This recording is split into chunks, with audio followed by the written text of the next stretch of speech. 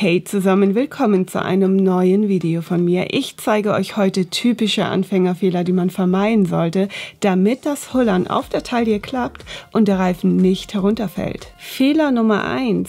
Die falsche Kleidung. Es ist übertrieben, weil wer trainiert freiwillig in einer Wolljacke? Eine zu dicke Kleidung hindert uns daran, das richtige Körpergefühl für das Hooping zu entwickeln. Von daher weg damit. Am Anfang ist es hilfreich, wenn die Kleidung wirklich eng ist. Die Länge der Kleidung spielt hier keine so große Rolle. Kleidung aus Seide oder mit hohem Kunststoffanteil sind eher ungeeignet. Die lassen den Reifen rutschen. Also der Reifen haftet nicht wirklich auf der Kleidung. Hullern auf der nackten Haut ist immer noch am besten, weil der Reifen einen besseren Halt hat. Je enger und kürzer die Tops sind, desto schneller wird sich ein Gefühl für den Hula-Hoop-Reifen entwickeln. Und darum geht es doch, oder? Fehler Nummer 2, die falsche Reifengröße. Ich würde nicht behaupten, dass man mit einer kleineren Größe nicht hullern kann.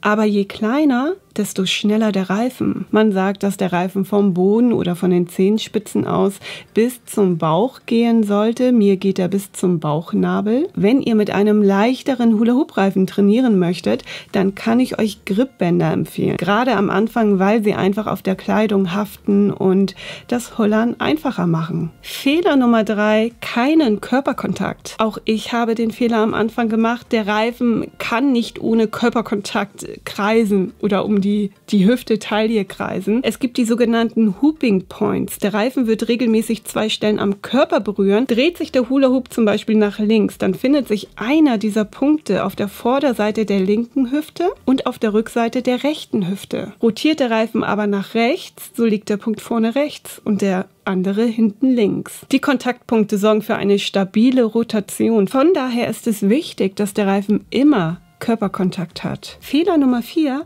kreisende Bewegungen. Nur weil der Reifen rund ist, heißt es nicht, dass man kreisende Bewegungen machen soll, denn das bringt den Reifen aus seiner eigenen Schwungbahn. Ich glaube, das ist ein typischer Anfängerfehler. Also es gibt keinen Schwungrhythmus und der Reifen fällt herunter. Der Reifen braucht regelmäßige Schwingungen, damit er oben bleibt. Entweder ihr bewegt eure Hüfte nach links und rechts oder vorne nach hinten. Fehler Nummer 5, was macht der Oberkörper? Am Anfang tut man alles, damit der Reifen oben bleibt. Der Oberkörper bewegt sich mit, das sieht alles sehr, sehr komisch aus, aber am Ende fällt der Reifen dann doch wieder herunter. Das Hullern auf der Taille oder Hüfte hat mit dem Oberkörper eher weniger zu tun und der Fokus liegt im Bauchbereich. Also man sollte den Bauch anspannen und sich auf die Taille oder Hüfte konzentrieren. Eine verkrampfte Haltung kommt beim Hula Hoop sowieso nie gut, weil diese Anspannung einfach fehlt. Diese Spannung, diese Körperspannung im Körper.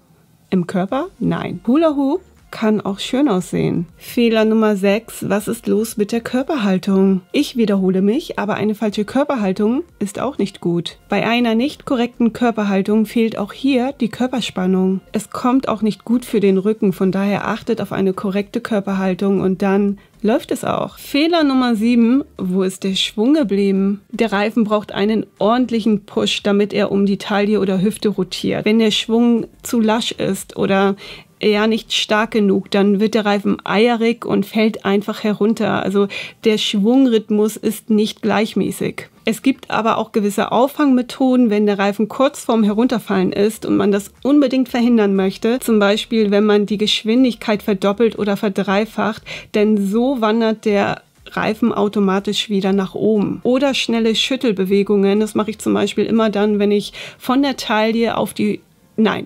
Hüfte auf die Taille möchte und die dann etwas doller. Also die müssen schon etwas kräftiger sein. Fehler Nummer 8. Blaue Flecke. Autsch! Gerade beim Hula Hoop wird das Bindegewebe stark massiert, sodass blaue Flecken entstehen. Einige haben sogar Schmerzen oder Muskelkater. Wenn ihr blaue Flecke habt, müsst ihr unbedingt pausieren. Es gibt Reifen mit extra viel Gewicht, wie meiner oder so wie meiner, heißt aber nicht, dass das unbedingt gut ist. Je schwerer der Reifen ist, desto mehr Fliehkräfte wirken und desto besser kann man den Reifen oben halten.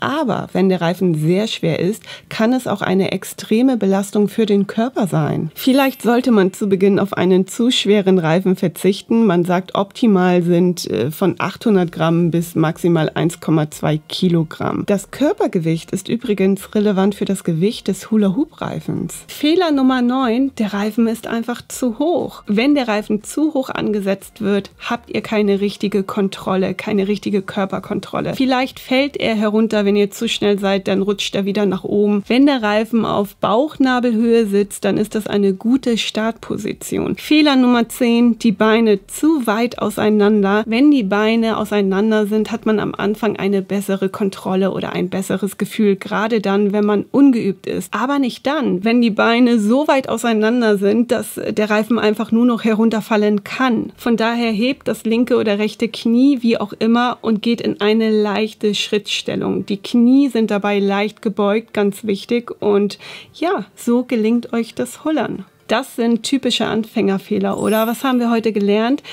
Die richtige Reifengröße. Dann sollte man auf eine gute Haltung achten. Man sollte auf eine nicht verkrampfte Haltung achten. Der Reifen sollte gerade angesetzt werden, also waagerecht. Der Reifen sollte immer Körperkontakt haben, keine kreisenden Bewegungen machen. Habe ich noch was vergessen? Die Körperspannung ist natürlich enorm wichtig, aber auch der richtige Schwung. Und wenn ich irgendwelche Fehler vergessen haben sollte, dann schreibt sie mir bitte in die Kommentare. Ich hoffe, ich konnte euch heute weiterhelfen. Bitte abonniert mich. Abonnieren nicht vergessen, wenn ihr weitere Hula-Hoop-Videos sehen möchtet. Ich bin die Jenny und hula gerne. Ja, von daher wünsche ich euch einen erfolgreichen Start in die neue Woche oder in den Tag, wie auch immer. Bleibt gesund und bis bald.